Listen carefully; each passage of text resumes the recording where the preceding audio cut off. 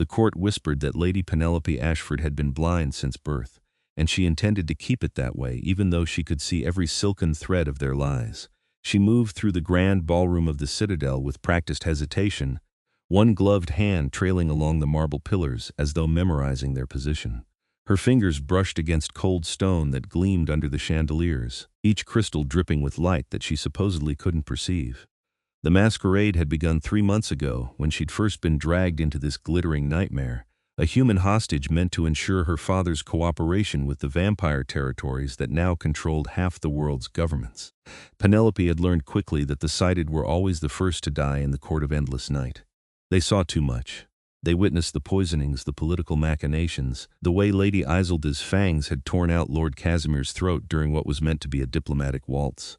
So she'd closed her eyes during that first massacre and stumbled from the ballroom covered in blood that wasn't hers. And when the guards had questioned her, she'd whispered that she'd heard screaming but seen nothing at all.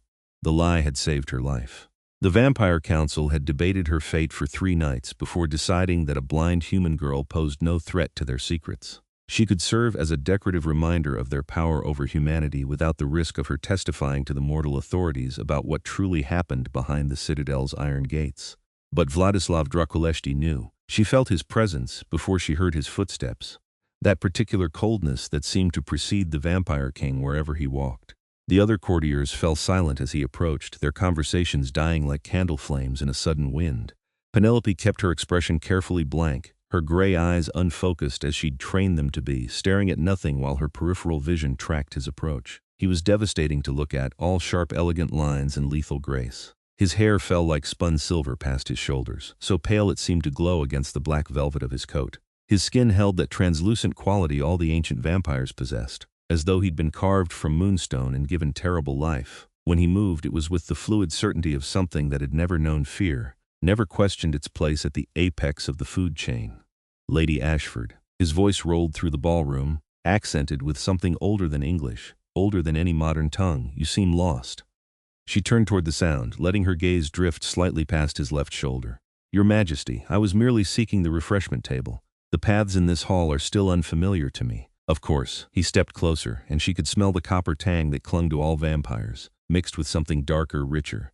Old blood and older power. Perhaps I should assign you a guide. It troubles me to see you wandering alone in such a dangerous place. The threat was delicate, wrapped in courtly concern. Penelope inclined her head in what she hoped passed for grateful acknowledgement. You're too kind, Majesty.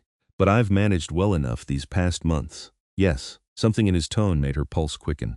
You've managed remarkably well for someone navigating in darkness. She felt the weight of his stare like a physical touch, studying her face for any micro-expression that might betray her. This was how he'd executed Lord Mikhail last week, letting the vampire lord think he'd gotten away with embezzling from the royal treasury before revealing every transaction he'd witnessed. Vladislav Drăculești was known for watching, for knowing, for letting his enemies hang themselves with their own carefully woven rope.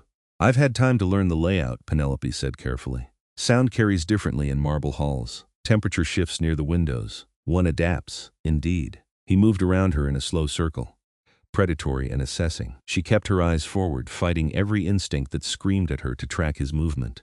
You adapt beautifully, Lady Ashford. Tell me, has anyone troubled you during your stay in my court? The question was almost gentle.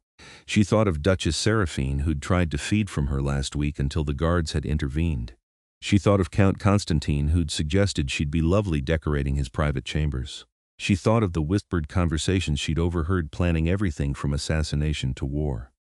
Everyone has been most gracious, she lied. How diplomatic. He completed his circle, coming to stand directly in front of her, so close she could feel the unnatural chill radiating from his body. The living needed warmth, the dead hoarded cold. Look at me, Penelope. It was the first time he'd used her given name, and the intimacy of it startled her into nearly obeying. She caught herself, keeping her gaze unfocused. Majesty, I cannot, I know. 2 words, soft as falling snow and just as cold. Her heart stuttered in her chest. Around them the court had gone absolutely silent, every vampire and human hostage frozen in place to watch this exchange. I don't understand. Penelope whispered. Vladislav reached out with one pale hand and touched her chin, tilting her face up. His fingers were gentle but immovable, ice against her skin. You see perfectly well, he said, pitching his voice low enough that only she could hear. You've seen every murder, every betrayal, every secret this court has spilled across its marble floors. And you've been wise enough to pretend blindness so they wouldn't tear you apart for your knowledge. Terror flooded through her, sharp and electric. She wanted to deny it, to maintain the fiction that had kept her alive, but his eyes held hers, truly held them now, and she saw something unexpected in that ancient crimson gaze. Understanding, perhaps even approval. "Are you going to kill me?" she asked, proud that her voice barely shook. No, he released her chin but didn't step back. "I'm going to keep your secret, and you're going to stay alive. Is that acceptable?" She didn't trust the question. Kings didn't negotiate with hostages. "Why would you protect me?" "Because you're clever." The corner of his mouth lifted in something that wasn't quite a smile. "Because you've survived 3 months in a court that's killed 17 other human hostages in the same period. Because when Duchess Seraphine tried to drain you, you didn't scream or plead, you calculated the exact moment the guards would notice and held yourself perfectly still until they arrived." His head tilted, studying her like she was a particularly interesting puzzle. "I value cleverness, Penelope Ashford. It's rare enough among my own kind and nearly extinct in yours." "I'm still a prisoner," she said quietly. "Yes," he didn't insult her with false comfort. "Your father's cooperation requires your presence here, but there's a difference between being a prisoner and being prey. I can ensure you remain the former rather than becoming the latter." "In exchange for what?" Now he did smile, and she saw the flash of fangs that could tear through flesh and bone. "Your eyes, your observation. This court is full of traitors who hide their plots well, but they don't guard their words around a blind girl who couldn't possibly report what she's learned." He leaned closer, his breath cold against her ear. "Tell me what you see, Penelope, and I'll make certain you survive to see tomorrow." It was a devil's bargain. Become the Vampire King's spy, or eventually be discovered and executed as a witness to countless crimes. She thought of her father, the human governor who'd been forced to cede territory to the vampire clans when their political power had grown too vast to resist. She thought of her younger sister safe at home, believing Penelope was being treated as an honored guest rather than a hostage in a nest of monsters. She thought of Lord Casimir's blood spreading across white marble and the way no one had moved to help him. "How do I know you won't betray me once I've given you information?" she asked. "You don't." Vladislav straightened, his expression frank. "You have only my word, and I'm a vampire king who's ruled for 6 centuries through manipulation and murder. Trust is earned slowly, if at all." He extended one pale hand to her, a mockery of a courtly invitation. "But I've never broken an oath, and I swear to you now your secret remains mine, and your life remains yours so long as you serve my interests." The ballroom watched them, dozens of predatory eyes tracking every movement. Penelope knew that refusing him was impossible, but accepting meant stepping onto an even more dangerous path than the one she'd been walking. She placed her hand in his. His fingers closed around hers, cold and strong. "Then I accept, Majesty." "Vladislav," he corrected, his thumb brushing across her knuckles in a gesture that would have been tender from anyone else. From him it was a mark of possession. "If we're to work together, you may use my name when we're alone." He raised her hand to his lips and pressed a kiss to her glove, every inch the courtly gentleman. But she felt the sharp points of his fangs through the silk, a reminder of exactly what he was. The court began to murmur, speculation rippling through the crowd. The Vampire King had shown favor to the blind human hostage. The implications would fuel gossip for weeks. Vladislav released her hand and stepped back, his public mask sliding perfectly into place. "I'll have servants escort you to your chambers, Lady Ashford. You seem fatigued." She recognized a dismissal wrapped in courtesy. Penelope dipped into a curtsy, letting her eyes drift slightly off-center once more. "Thank you, Your Majesty. You're most kind." As the servants led her from the ballroom, she felt his gaze burning into her back like a brand. The citadel had been built in the Victorian era, back when vampires still pretended to be eccentric nobility rather than the immortal powers who now sat on corporate boards and advised governments. Penelope's chambers occupied the east wing, 3 rooms of excessive luxury that felt more like a beautiful cage than living quarters. The windows were barred with silver, proof against vampire intrusion but equally effective at keeping humans contained. The door locked from the outside. She waited until the servants departed before allowing herself to truly see again, her gaze tracking across the room with the hunger of someone who'd been pretending blindness for hours. The relief was physical, like finally breathing deeply after too long underwater. A fire crackled in the hearth, necessary because the citadel was always cold. Vampires didn't notice temperature the way living things did, and they kept their halls at temperatures that preserved their comfort rather than human survival. Penelope moved to the fireplace and warmed her hands, trying to process what had just happened. The Vampire King knew her secret. More than that, he wanted to use it. She thought about the information she'd gathered over 3 months of careful observation. Duchess Seraphine was planning something with the European territories, messages smuggled in diplomatic pouches. Count Constantine had been meeting with human insurgents, possibly playing both sides.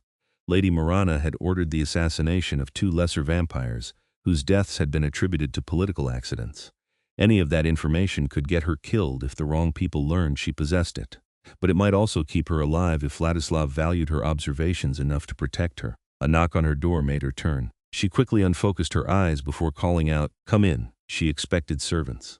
Instead, Vladislav Drăculești entered her chambers as though he had every right to be there, closing the door behind him with deliberate care. He'd removed his formal coat, standing now in shirt sleeves that should have made him look less intimidating, but somehow achieved the opposite.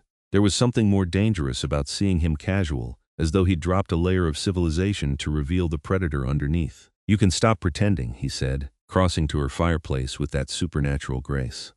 "We're alone now, and I've already told you I know the truth." Penelope let herself focus properly, meeting his eyes directly. It was startling to do so after months of careful avoidance. His gaze was the red of fine wine held up to candlelight, luminous and inhuman.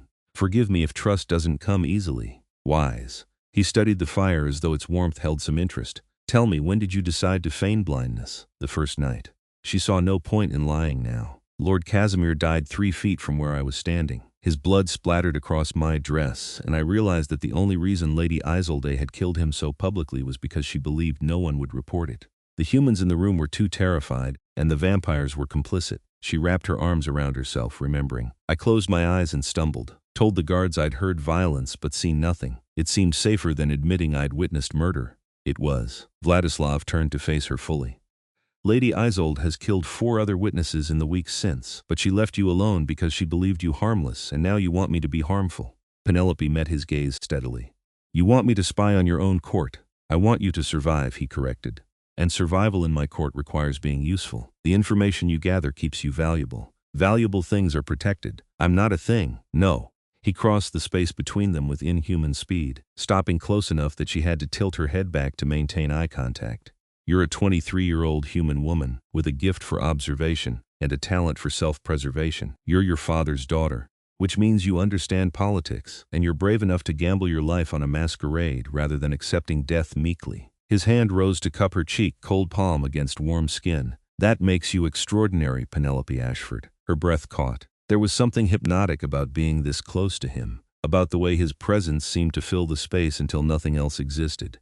She'd heard that ancient vampires could enthrall humans with a glance, bending minds to their will. But this didn't feel like compulsion. It felt like being seen, truly seen, for the first time in months. "You're trying to manipulate me," she said, though her voice came out softer than intended. "Yes." He didn't deny it. "But that doesn't make my words untrue. You are extraordinary. I've ruled for 600 years, Penelope. I've seen empires rise and fall. I've watched humanity evolve from feudal peasants to masters of technology, and in all that time, I've rarely encountered someone who could adapt as quickly as you have." His thumb brushed across her cheekbone in a caress that seemed almost unconscious. "So yes, I'll use you, but I'll also keep you safe. Because letting something rare and valuable be destroyed is an offense against good sense." She should have stepped back, should have maintained distance between herself and this creature who'd killed more people than she could imagine. But there was something intoxicating about his honesty, the way he didn't pretend to be anything other than what he was. "What do you want me to tell you?" she asked. His smile was sharp with satisfaction. "Everything. Start with Duchess Seraphine." They talked until dawn began to threaten the horizon, until Vladislav had to retreat to whatever lightless chamber he used during daylight hours. Penelope told him about the messages she'd seen smuggled to Seraphine, about Constantine's meetings with human insurgents, about the whispered conversations she'd overheard while pretending to doze during court functions. He listened with perfect focus, occasionally asking questions that revealed how deeply he understood the political landscape of his own court. This wasn't a king ignorant of his courtiers' plots. This was a king who knew exactly what everyone was doing and was deciding which threats to eliminate and which to allow to continue. When he finally left, Penelope collapsed onto her bed, exhausted and exhilarated in equal measure. She'd just agreed to become the Vampire King's personal spy. The danger was immense, but for the first time since arriving at the Citadel, she felt something other than helpless terror. She felt useful, seen, almost powerful. It was intoxicating. The pattern established itself over the following weeks. During the day, Penelope maintained her fiction of blindness, moving through the Citadel with careful hesitation while her eyes recorded everything. At night, Vladislav would visit her chambers, and they would sit by her fire while she reported what she'd learned, The arrangement should have felt transactional, spy and spymaster exchanging information for protection. But somewhere in those midnight conversations, something shifted. Vladislav was different when they were alone. The cold mask of kingship fell away to reveal someone unexpectedly complex. He spoke of the world before vampire and human territories had been formally recognized, when his kind had hidden in shadows and hunted in secret. He described the politics that had led to the current uneasy peace, vampires gaining legal recognition in exchange for submitting to certain restrictions on feeding and territory. "We were monsters who became politicians," he said one night, swirling a crystal glass of blood donor supplied, legally obtained, still unsettling to watch him drink. "I'm not certain which role is more monstrous." Penelope had laughed despite herself, and his eyes had warmed at the sound. She learned that he was a patron of the arts, that he'd commissioned works from artists whose names were now legendary, that he spoke 17 languages and had studied philosophy in eras when such learning had been reserved for clergy, that he loved chess and music and had a vicious sense of humor that he only revealed in private. "You're not what I expected," she admitted one evening as rain battered the windows. "What did you expect?" He'd abandoned his usual chair to sit beside her on the sofa, close enough that she could feel the cold radiating from him. A monster, she met his eyes without flinching. "Something cruel and inhuman. I am cruel and inhuman." "No denial, just fact. I've killed thousands, Penelope. I've executed political enemies, silenced witnesses, destroyed anyone who threatened my power. I've ruled through fear and force when necessary." He tilted his head, studying her. "Does knowing that frighten you?" "Yes," she said honestly. "But you're also kind to me. You protect me. You listen when I speak because you're valuable. Is that the only reason?" The question hung between them like something fragile and dangerous. Vladislav's hand moved to her face, fingers threading into her dark hair with unexpected gentleness. "No," he said finally. "That's not the only reason anymore." He kissed her. It was nothing like the courtly gesture he'd performed in the ballroom. This was possession and question combined. His mouth cold against hers, but his touch careful, as though he was very aware of the fragility of human life. Penelope gasped against his lips, and he took advantage, deepening the kiss until she felt dizzy with it. When he pulled back, his eyes had gone pure crimson, the vampire showing through the civilized veneer. "Tell me to stop." "Why?" Her heart was racing, pulse visible in her throat. "Because you're human and I'm not. Because I'm 600 years old and you're barely more than a girl. Because this is monumentally unwise for 17 different political reasons." His thumb traced her lower lip. "Because I could hurt you without meaning to, and the thought of that is surprisingly intolerable." Penelope caught his hand, keeping it against her face. "I don't want you to stop. Penelope, I've spent 3 months pretending to be something I'm not, hiding, lying," held she at his gaze. "When I'm with you, I don't have to pretend. You see me, Vladislav, actually see me. Do you know how rare that is?" "I see you because I'm using you," he said, but his voice had gone rough. "And I'm using you for protection. We're both getting something from this arrangement." She leaned closer, drawn by something she couldn't name. "But that doesn't make this," she gestured between them, "any less real." He made a sound that might have been a laugh or a growl. "You're going to be the death of me, and I'm already dead." Then he was kissing her again, and Penelope stopped thinking about politics or danger or the impossibility of what was happening. She only felt the cold fire of his touch, the way his hands mapped her body with a restraint that spoke of centuries of control. The shocking intimacy of being held by something that could kill her but chose gentleness instead. When dawn forced him to leave, she lay awake watching the sunrise through her barred windows, touching her lips and wondering what she'd just started. The court noticed the change immediately. The vampire king had always been cold, distant, treating his courtiers with formal courtesy but no warmth. Now he kept Penelope close during evening functions, one possessive hand at the small of her back as he guided her through the ballroom. To observers it looked like a king taking pity on a blind human hostage. To Penelope it felt like being claimed. Duchess Seraphine was the first to test the new dynamic. She cornered Penelope in the garden one evening, her beautiful face arranged in false sympathy. "Poor dear," the Duchess purred, circling Penelope like a cat with a mouse. "Does he visit you at night? Does he make you feel special?" Penelope kept her eyes carefully unfocused, tracking Seraphine through peripheral vision. "His Majesty has been very kind to me." "Oh, I'm sure he has." Sharp nails traced down Penelope's arm, not quite breaking skin. "But kindness from our king is a dangerous thing, little human." The last woman who caught his interest ended up decorating the courtyard wall. The threat was clear. Penelope controlled her fear, keeping her voice steady. "I'm grateful for any attention His Majesty chooses to show me. Are you?" Seraphine leaned close, and Penelope smelled blood on her breath. "Or are you cleverer than you seem? I wonder sometimes if those pretty gray eyes see more than you claim." Ice flooded Penelope's veins. She forced herself to turn slightly in the wrong direction, as though trying to locate Seraphine by sound. I don't understand, don't you? The Duchess's hand shot out, gripping Penelope's chin with bruising force. Look at me, girl. Really look at me. And let's end this charade. Release her. Vladislav's voice cut through the garden like a blade. He appeared from the shadows with the terrible speed of ancient vampires, his presence suddenly filling the space with lethal intent. Now, Seraphine. The Duchess dropped her hand, stepping back with a mocking curtsy. Of course, Majesty. I was merely expressing concern for Lady Ashford's well-being. Your concern is noted and unwelcome. He moved between them, a wall of controlled fury. Touch her again, and I'll take it as a declaration of hostility. Something flickered in Seraphine's eyes, calculation mixed with fear. She's just a human, she's under my protection. Each word was edged with menace. That makes her untouchable. Or have you forgotten how I deal with those who challenge my authority? The reminder hung in the air between them. 3 months ago, Vladislav had executed Lord Mikhail for embezzlement by leaving him chained to the citadel's roof at dawn.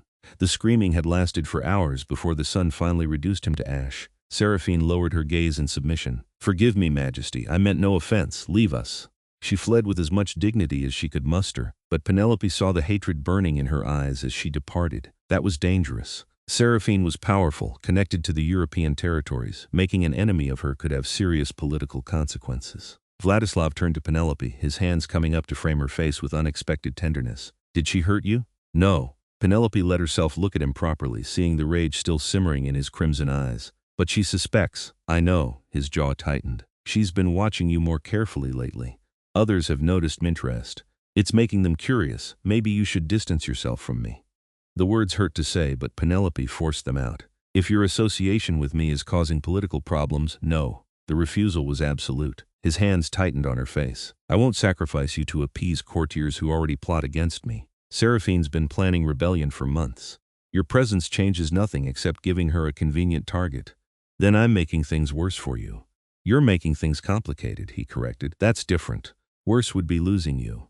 He kissed her forehead, an almost chaste gesture that felt more intimate than anything else. I've ruled for 6 centuries without letting anyone matter to me. It's been safer that way. Lonelier but safer. And now, Penelope whispered, now I have something to lose. His smile was sharp with self-mockery. You've made me vulnerable, Penelope Ashford. I should hate you for it, do you know? He rested his forehead against hers, and Penelope closed her eyes, breathing in the strange scent of him, cold and ancient and wholly other. I think I might be falling in love with you, which is monumentally inconvenient. Her heart stuttered. Vladislav, don't. He pulled back enough to meet her eyes. Don't say you feel the same unless you're certain. Love between human and vampire is complicated at best. There are political implications, biological realities we'd need to navigate. If you return my feelings, it can't be out of gratitude or fear or some misplaced sense of obligation. Penelope took his face between her hands, human warmth against vampire cold. I'm falling in love with you because you're brilliant and terrible, and you make me feel alive in a way I've never felt before. Because you see me as someone worth protecting rather than a pawn to be sacrificed. Because when you kiss me, I forget to be afraid. She smiled, feeling reckless. Is that certain enough? He answered by kissing her with enough passion to steal her breath, his control fracturing enough that she felt the sharp points of his fangs against her lower lip. Not breaking skin, never that.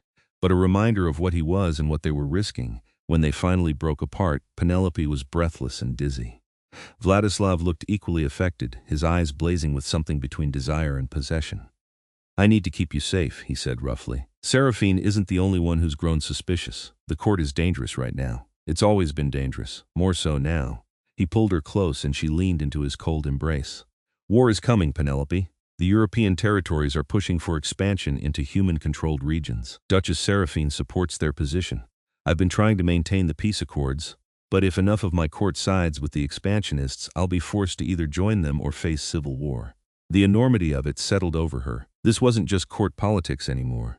This was the beginning of a conflict that could destroy the fragile peace between humans and vampires, that could see her father's territories invaded and subjugated. What can I do? She asked. Keep watching, keep listening. His hands stroked through her hair with unconscious tenderness. I need to know who I can trust and who's already pledged themselves to the European faction. Your observations are the only intelligence I have that isn't filtered through potentially compromised sources. You don't trust your own people. I trust power, and right now the power balance in my court is shifting. He tilted her face up. But I trust you, Penelope. That's new for me. Terrifying, but new. She kissed him again, soft and sweet, trying to pour all her feeling into the gesture. I won't let you down. I know.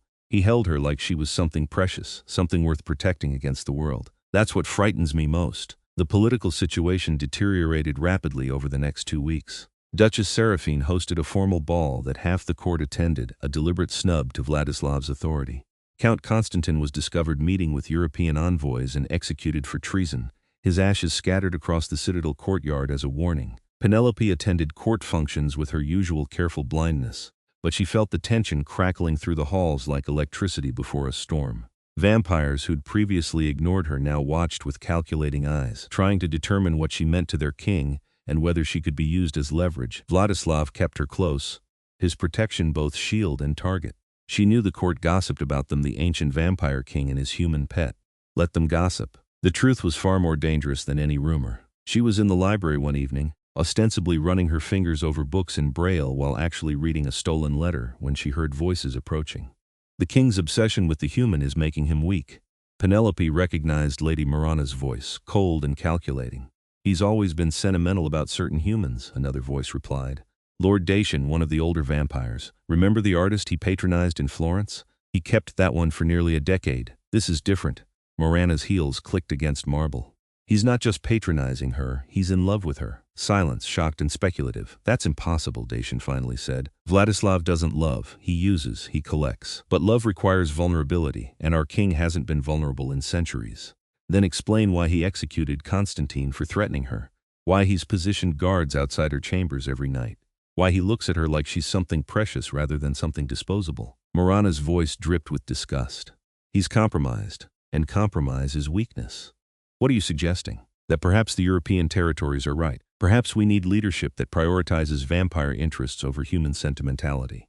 A pause. The girl is the key. Remove her and Vladislav's distraction disappears. He'll be forced to focus on what matters. Penelope's blood ran cold. They were planning to kill her. You'd commit treason? Dacian sounded uncertain. I'd commit pragmatism. The king has protected us for centuries, but if he's lost sight of vampire supremacy, then he's no longer fit to rule. Marana's voice grew closer. Seraphine has support from half the European courts. If we move carefully, we can force a transition of power without open war. And the girl, accidents happen, especially to blind humans who can't see danger coming. They were directly on the other side of the bookshelf now. Penelope kept her breathing steady, her expression blank, praying they wouldn't decide to check if she'd heard. You're playing a dangerous game, Dacian warned. We're already in the game, whether we choose it or not. The only question is whether we position ourselves with the winners or go down with a king who's forgotten what it means to be vampire.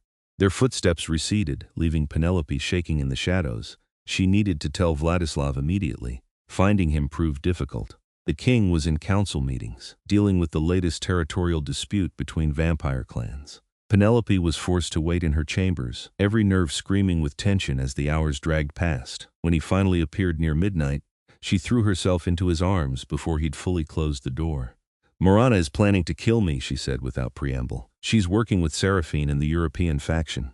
They think removing me will make you focus on vampire interests instead of maintaining the peace accords. Vladislav's arms tightened around her, his body going rigid with fury. Tell me everything. She repeated the conversation word for word, her memory sharpened by fear.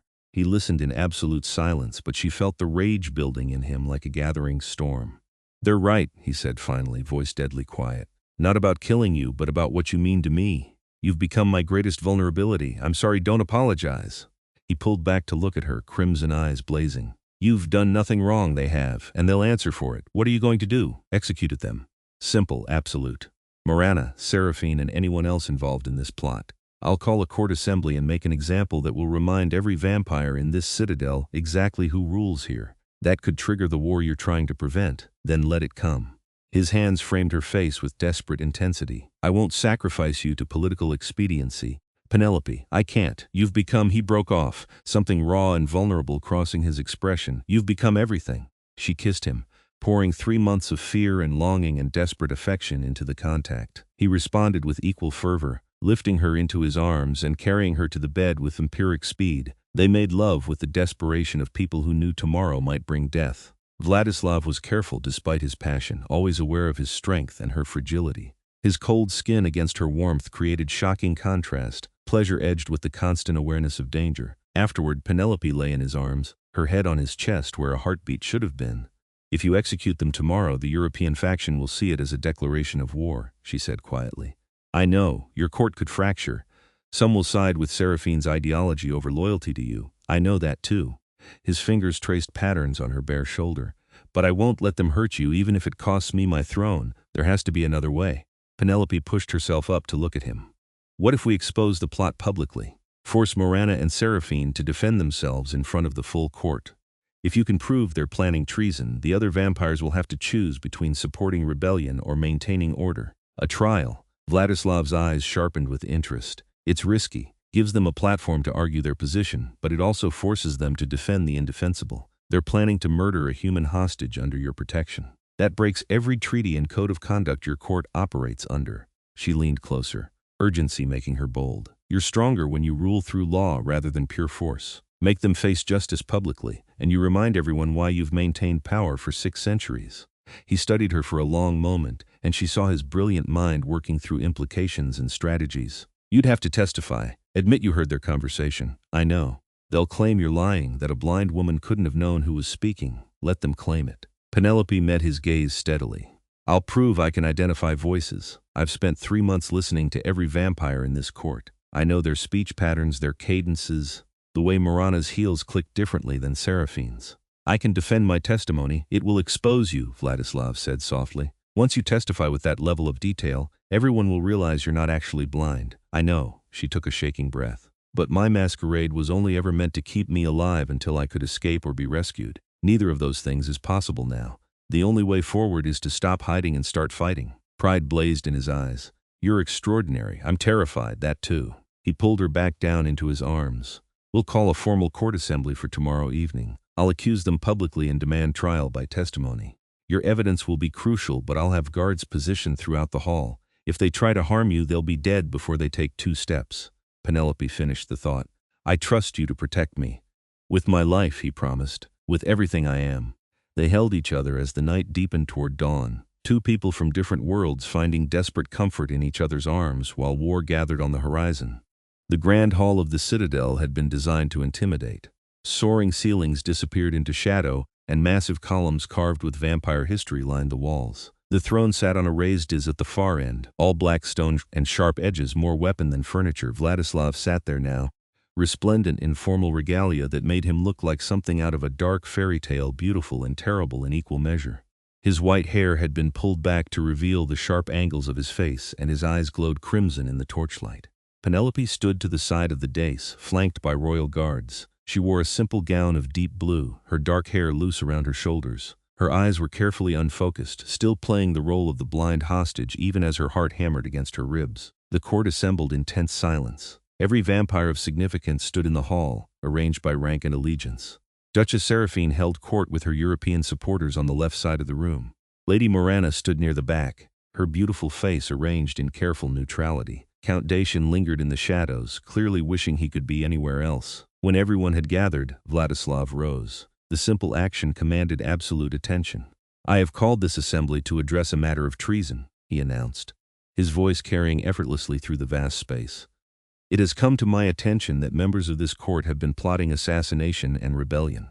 Such actions violate every law and custom that binds us. Murmurs rippled through the crowd. Seraphine's expression remained perfectly composed, but Penelope saw the tension in her shoulders. I accuse Duchess Seraphine Vaduva, Lady Morana Sangalui, and Lord Dacian Nopsi of conspiracy to commit murder and overthrow lawful authority.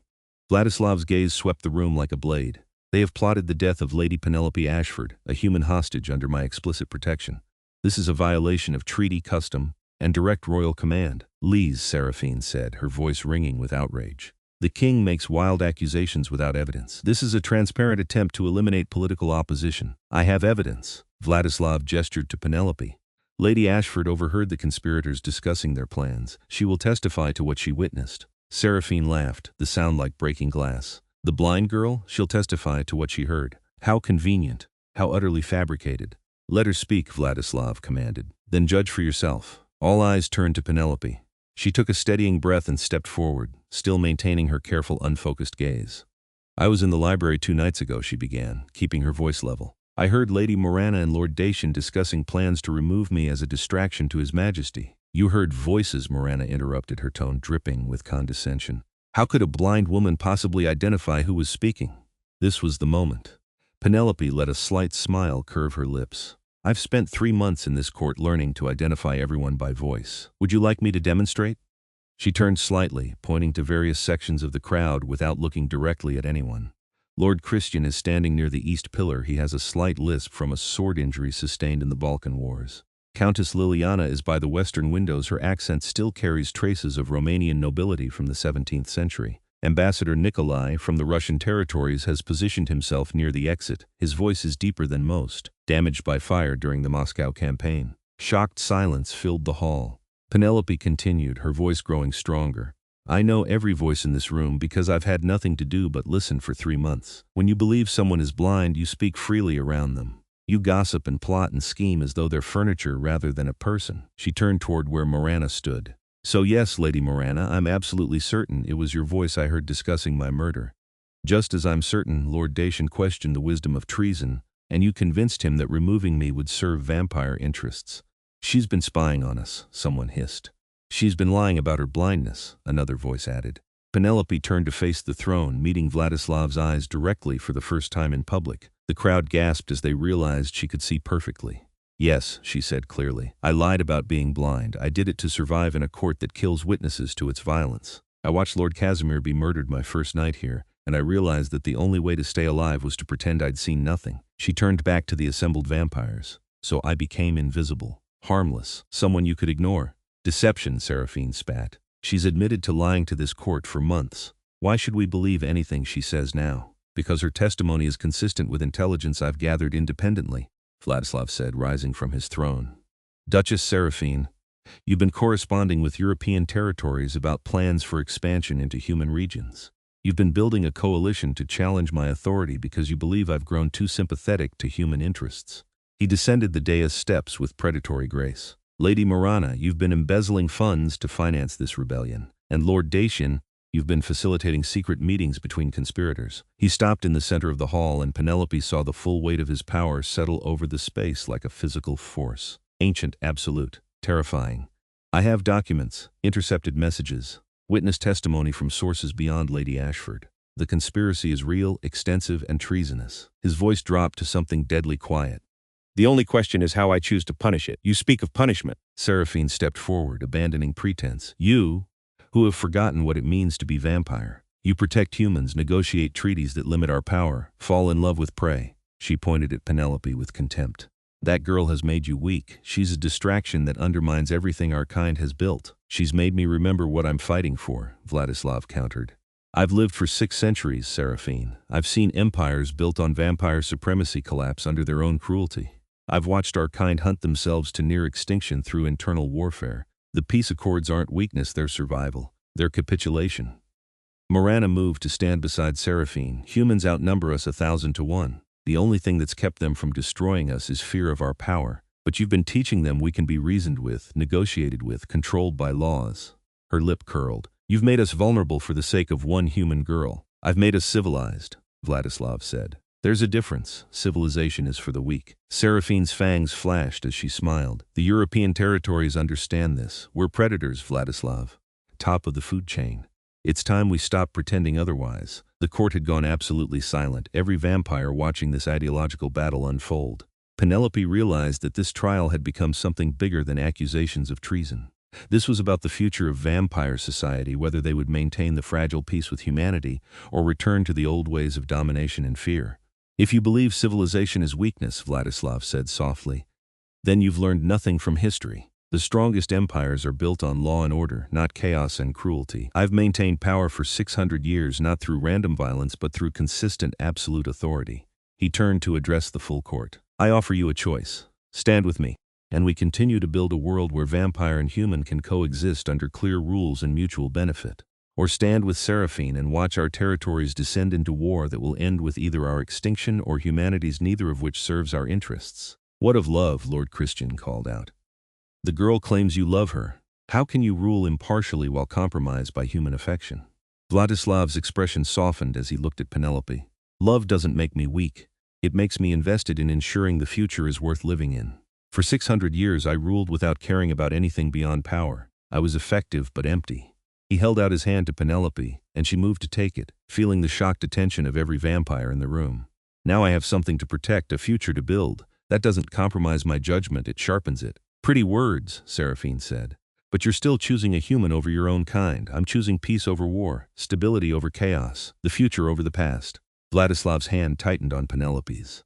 If that makes me a traitor to vampire supremacy, then I'm guilty as charged. But I won't apologize for refusing to lead our kind into extinction for the sake of pride. The hall erupted into argument, vampires choosing sides with voices raised in anger or support. Penelope stood beside Vladislav, her hand in his, and felt the weight of history pivoting around this moment. Then Seraphine moved. She was ancient and fast, crossing the distance between them in a blur of motion.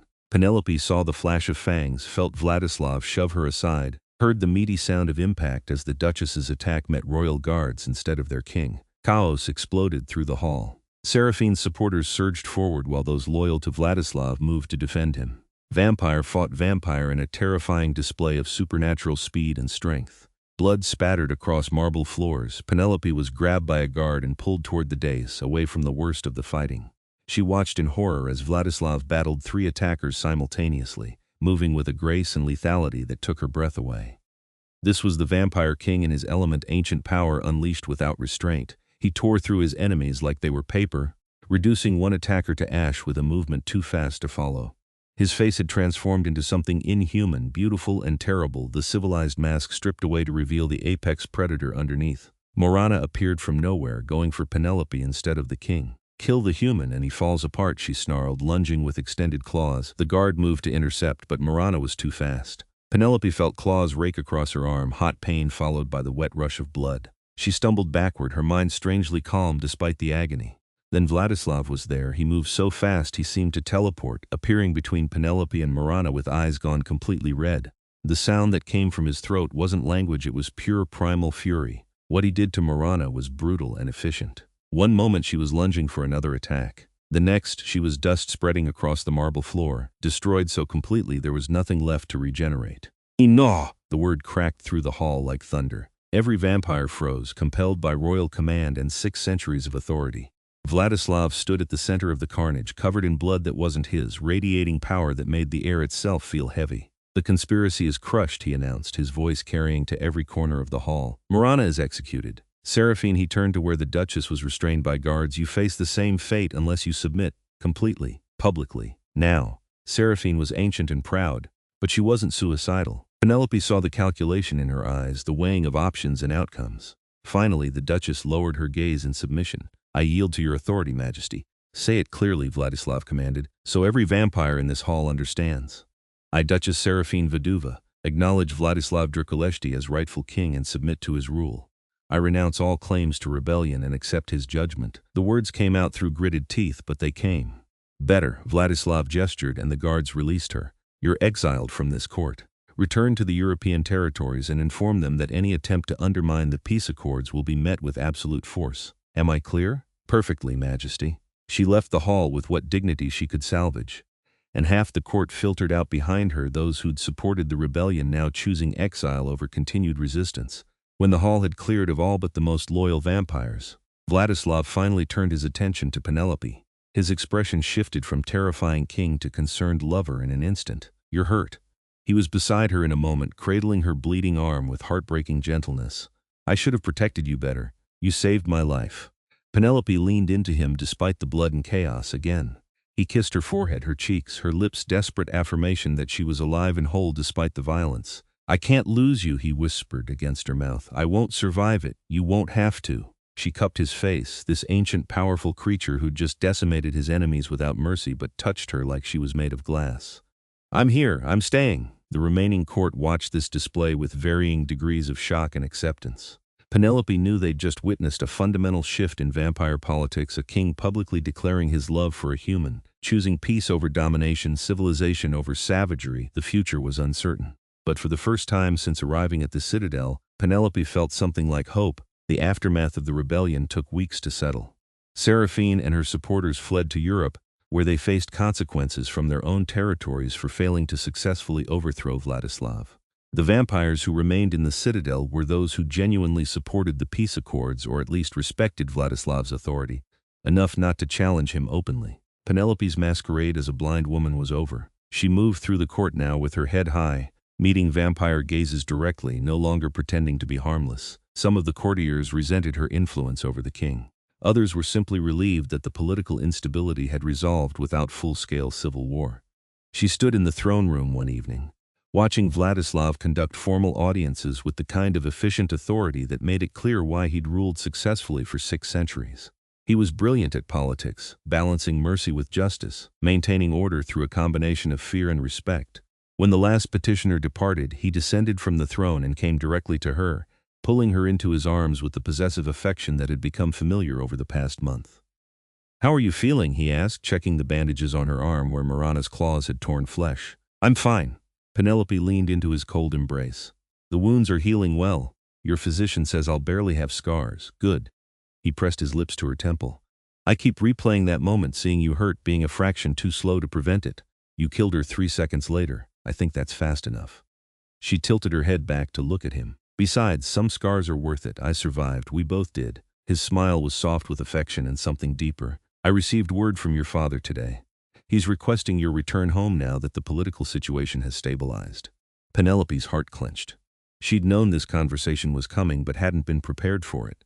"What did you tell him? That the decision is yours?" Vladislav's hands framed her face with infinite care. "You came here as a hostage. You've more than fulfilled that role. If you want to go home, resume your normal life, I won't stop you. Would you come with me?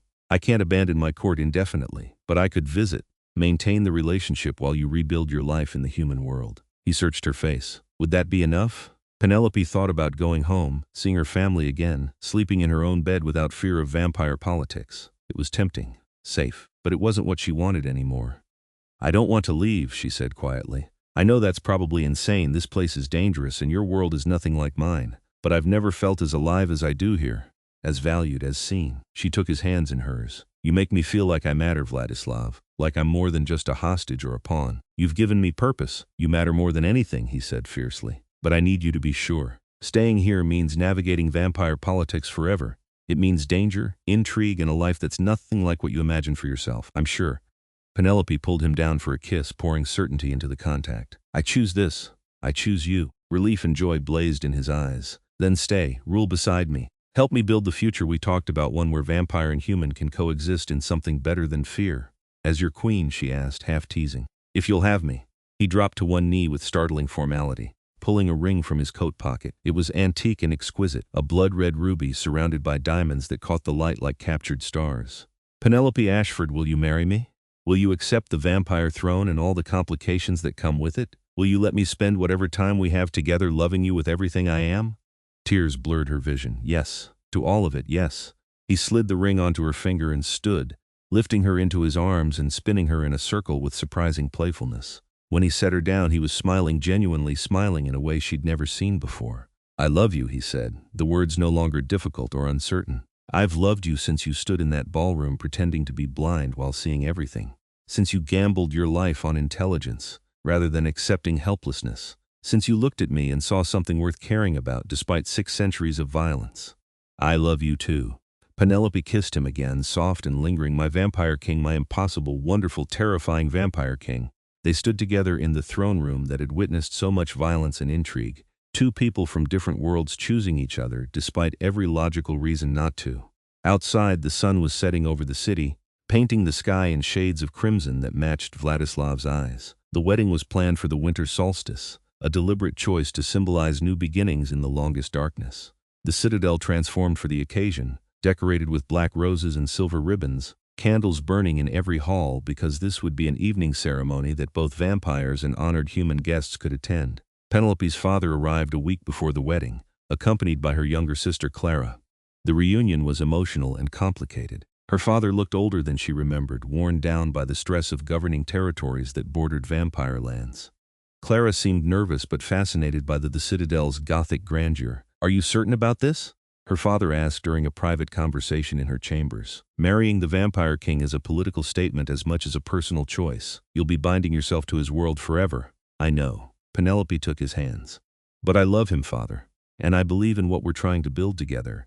Peace isn't easy, but it's worth fighting for." He studied her face for a long moment. "You've changed. You're stronger than when you left. I had to be." She smiled slightly. This place doesn't allow for weakness. No, I suppose it doesn't. He pulled her into a hug. Your mother would be proud of you. I'm proud of you. Clara was less reserved in her opinions. He's gorgeous, she whispered that evening as they prepared for dinner. Terrifying, but gorgeous. Do all vampires look like they've been carved from marble by a master sculptor? Most of the old ones do, Penelope confirmed, fastening a necklace of black pearls around her throat. Beauty is part of how they hunt. Humans are drawn to aesthetically pleasing predators. Well, it's working. Clara helped arrange Penelope's hair. Are you nervous about the wedding? Terrified, Penelope admitted. Not about marrying Vladislav, but about everything that comes after. Being vampire queen means navigating politics I'm still learning, making decisions that affect both our worlds. Living up to expectations I'm not sure I can meet. You survived 3 months pretending to be blind in a court full of vampires, Clara pointed out. You exposed a conspiracy and helped prevent a civil war. I think you can handle being queen. The confidence in her sister's voice steadied something in Penelope's chest. Maybe she could do this. Maybe she was strong enough after all. The wedding ceremony blended vampire tradition with human custom, creating something unique that symbolized the union they were trying to achieve between their peoples. The grand hall had been transformed into something beautiful rather than intimidating. Thousands of candles casting warm light against ancient stone. Penelope walked down the aisle in a gown of midnight blue silk, embroidered with silver stars that caught the light with every step. Her father escorted her with visible pride despite his complicated feelings about the match. The assembled witnesses included vampire nobility, human dignitaries, and representatives from territories across the world, all watching this unprecedented union with varying degrees of hope and skepticism. Vladislav waited at the altar in formal attire that made him look like something from a dark fairy tale. His white hair had been left loose, falling past his shoulders in a silver cascade. His eyes tracked her approach with such open affection that several vampires shifted uncomfortably, unused to seeing their king display emotion so publicly. When she reached him, he took her hands in his cold grip and smiled with genuine joy. The ceremony itself was brief. They exchanged vows written specifically for this occasion, pledging to honor both their differences and their commitment. When the efficient and ancient vampire who'd presided over royal ceremonies for 4 centuries pronounced them married, Vladislav kissed her with enough passion to make several human guests blush and more than one vampire sigh with envy. The celebration afterward was elaborate and beautiful, music and dancing filling the citadel until dawn. Penelope danced with her new husband, with her father, with vampire lords who approached with careful respect now that she was their queen. She felt the weight of the crown she'd accepted, metaphorical for now but increasingly real with each political conversation, each careful negotiation of alliance and territory. But she also felt Vladislav's hand in hers, steady and sure, a constant reminder that she wasn't navigating this alone. As the party continued into the early hours, they slipped away to the private chambers that had been prepared for them, a suite that was half luxury and half fortress, beautiful but secure. Vladislav closed the door behind them and pulled Penelope into his arms with obvious relief. Finally, he murmured against her hair. I've wanted you to myself all night. You had me to yourself at the ceremony, she pointed out. But she was already tilting her face up for his kiss. Not the same. He kissed her deeply, thoroughly, taking his time now that they had privacy. I needed everyone to see us together, to understand that this marriage is real and permanent, but now I just need you. They made love with the tenderness of people who'd fought for their right to be together, every touch a reaffirmation of choice and commitment. Vladislav was careful as always, his strength leashed but his passion unmistakable. When they finally lay tangled together in the massive bed, Penelope traced patterns on his chest and tried to process that this was her life now. What are you thinking? Vladislav asked, his fingers combing through her hair. That I'm married to the Vampire King. That I went from being a hostage to being a queen in 4 months. That my life has become something I never imagined possible. She propped herself up to look at him. Are you sure I can do this? I'm certain. He pulled her back down against him. You've already proven yourself 10 times over. The court respects you. Your intelligence network has uncovered 3 additional minor conspiracies that we've neutralized quietly. You've helped negotiate trade agreements with human territories that my ambassadors couldn't achieve alone. His hand rubbed soothing circles on her back. You're not just my wife, Penelope. You're my partner, my equal. And you're exactly what this kingdom needs. What about what I need? She asked softly. Tell me. He tilted her face up. Whatever you need, I'll provide if it's within my power. Time. To learn everything I need to know about ruling. To understand vampire law and politics deeply enough that I can make informed decisions. She met his eyes seriously. And honesty. If I'm making mistakes, tell me. Don't let me fail because you're trying to protect my feelings. Agreed. He kissed her forehead. Though I reserve the right to be gentle in my corrections, I can accept that. They fell silent, comfortable in each other's presence. Outside, the winter sun was rising. Vladislav signaled to sleep through the daylight hours, but he lingered, holding Penelope close as though unwilling to let her go even for the necessary rest. I never thought I'd feel this way again, he admitted quietly. Content, happy. Like the future holds something worth looking forward to rather than just endless repetition of power struggles and political maneuvering. Again, Penelope caught the word.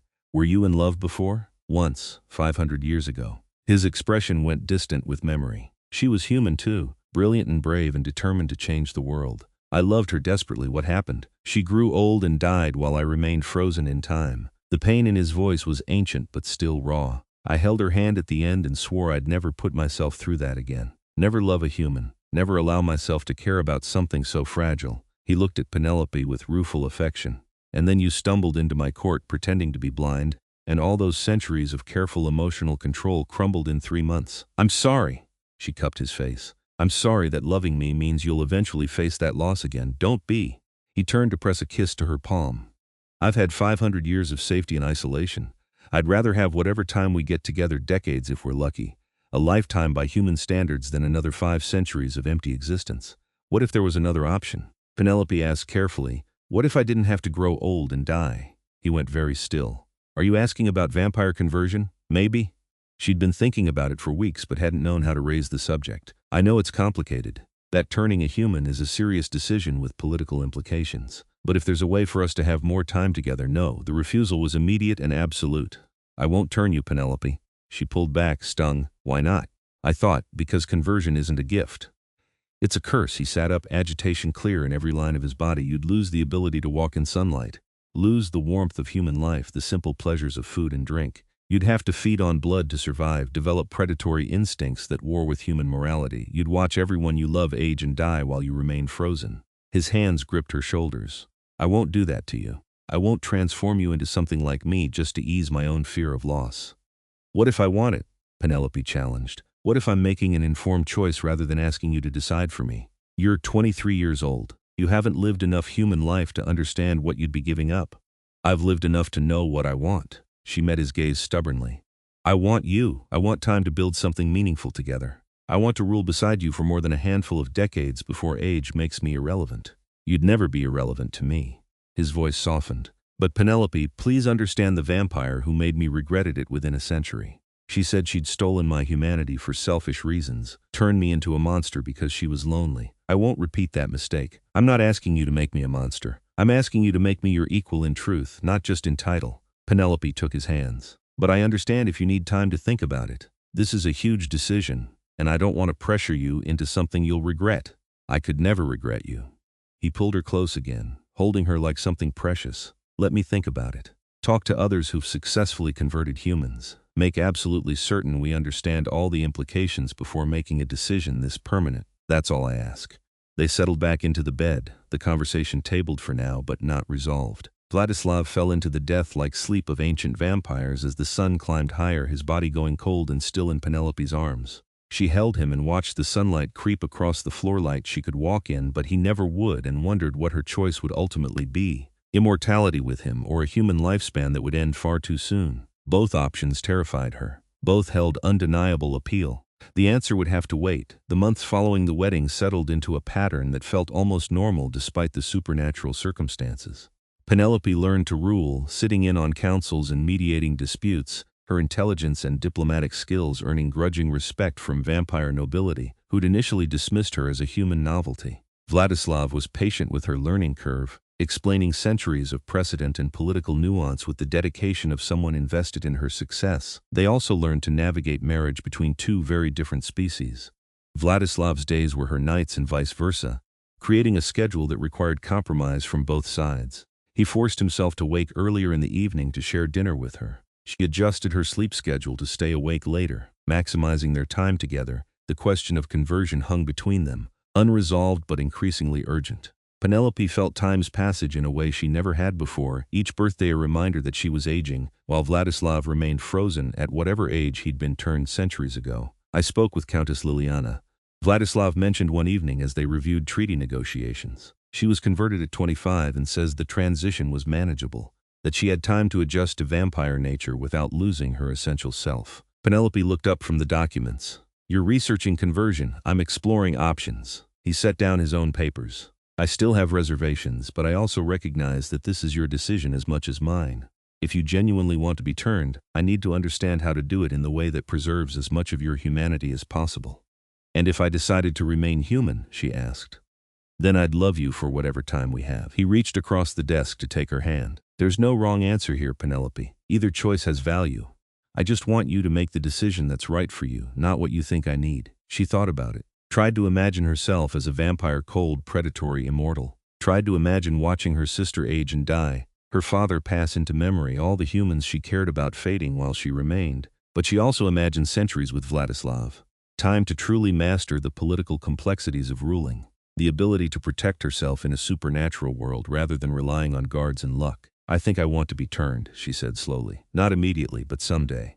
Maybe in a few years, after I've had time to say proper goodbyes to my family and make peace with what I'm giving up." She met his eyes. "Is that acceptable?" "It's thoughtful." He smiled slightly, "and very like you. Making the dramatic choice, but in the most careful, planned way possible. I learned from the best." She squeezed his hand. "So we have time. Years, potentially. Let's use them well." Agreed. They did. The next 3 years were full of growth and challenge and unexpected joy. Penelope became genuinely skilled at vampire politics, her network of human contacts making her invaluable for negotiations between species. She helped broker peace agreements, trade treaties, and cultural exchanges that slowly normalized vampire-human relations. Vladislav was a constant partner, teaching her everything he knew about leadership while respecting her insights and innovations. Their marriage deepened from passionate romance into genuine partnership, the kind built on trust and mutual respect as much as attraction. When Penelope turned 26, she made the formal request for conversion. They did it ceremonially, with witnesses from both vampire and human worlds. Vladislav made the process as gentle as possible, draining her carefully while she held onto consciousness through sheer will. Then he gave her his blood, the ancient vitality that would transform human life into vampire existence. The transformation took 3 nights. Penelope died during the first sunset and woke at nightfall feeling like her body had been rebuilt from the inside out. Everything was sharper, clearer, her senses heightened to supernatural levels. She could hear heartbeats from rooms away, smell the individual components of complex sense, see in near total darkness, and she was hungry, desperately, overwhelmingly hungry. Vladislav was there through all of it, teaching her to manage the bloodlust, helping her feed without killing, showing her how to balance vampire instinct with human morality. It was harder than she'd imagined, but not impossible. By the end of the first month, Penelope had adapted. She was vampire now, immortal and powerful and irrevocably changed. But she was also still herself, still clever and brave and determined, still in love with the vampire king who'd seen her when she was pretending to be blind and chosen to guard her secret rather than exploit it. They stood together on the citadel balcony one night, looking out over the city that sprawled below them. Lights glittered in the darkness, human and vampire territories coexisting in fragile peace. "How do you feel?" Vladislav asked, his arm around her waist. "Different. Powerful." Penelope leaned into him. "But still me. Is that normal?" "It's ideal." He kissed her temple. "Some vampires lose themselves in the transformation, but you've always been strong-willed. Your essential nature survived the change." "Good." She turned to face him properly. "Because I have plans for the next few centuries and I need to be myself to accomplish them." "Oh." He smiled with obvious affection. "What kind of plans?" "Expanding the peace accords, creating educational exchanges between vampire and human universities, establishing formal courts that can mediate disputes between our species without resorting to violence." She grinned, feeling the unfamiliar points of her new fangs. "I'm going to change the world, Vladislav. And you're going to help me, am I?" He pulled her closer, crimson eyes warm with love and pride. "How demanding of you. You married a demanding woman. It's too late for regrets now." "No regrets." He kissed her cold lips against equally cold lips now, vampire to vampire. "Only gratitude that you stumbled into my court pretending to be blind and turned my entire existence upside down." "Best decision I ever made," Penelope said against his mouth. "Pretending to be blind?" "No," she smiled. "Trusting you to keep my secret." Everything else followed from that. They stood together as the night deepened, 2 immortals watching the world they'd sworn to protect and improve. The future stretched before them, full of challenges and possibility, no longer limited by human mortality. Penelope had survived the court through cleverness and careful deception. She'd fallen in love with the vampire king who'd chosen to guard her secret rather than expose it. And she'd transformed from hostage to queen to something more, a bridge between worlds, a symbol of what vampire and human could achieve together. The court no longer whispered about the blind girl who'd fooled them all. Now they spoke of Queen Penelope with respect, sometimes fear, always awareness that she saw everything and forgot nothing. Vladislav had known her secret from the beginning. He'd protected it, protected her, and ultimately given her the tools to protect herself. Together, they would guard the peace they'd built. Together, they would face whatever challenges the future held. Together, they were unstoppable, and they had eternity to prove it.